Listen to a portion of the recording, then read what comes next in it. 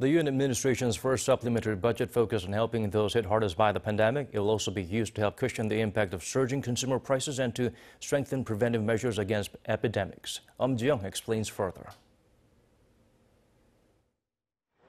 One of the most important promises of President Yoon Suk-yeol, providing relief to small businesses hit by the pandemic, is the centerpiece of the extra budget.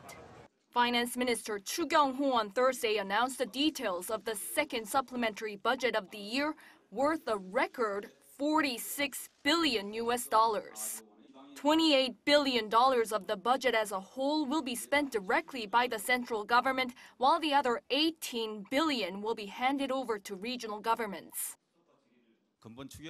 Of the roughly 36.4 trillion won, more than 70% of it will go to help small businesses hit by the pandemic, covering all of their losses. He said each business that's had a drop in revenue because of social distancing will get up to 10 million won, or roughly $7,800. He added that the government plans to improve the compensation scheme so that losses can be fully covered. Around $2 billion will be used to provide loans and debt relief to small business owners and help them get back on their feet. Another big slice of around $4.7 billion will also be spent on strengthening preventive measures against COVID-19 and other diseases. This will include medical expenses and additional supplies of COVID-19 pills. Also, the government will allocate $2.4 billion for stabilizing consumer prices and people's livelihoods. Up to $7,800 will be given to some 2.2 million low-income households to support their purchasing power. Choo emphasized that the main source of the funds will be tax surpluses rather than debt.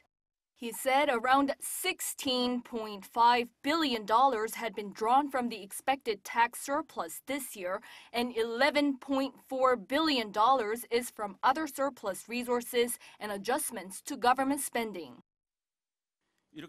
Financing the extra budget without issuing government bonds will minimize the impact on the economy, including interest rates and prices.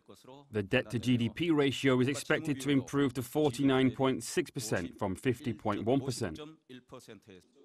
He added that this year's surplus tax is expected to amount to some $41 billion, resulting mostly from a $23 billion rise in corporate tax revenue led by last year's earnings surprise in the semiconductor and finance sectors. The government is to use around $7 billion of the supplementary budget to reduce the government's debt. Eum Ji-young, Arirang News.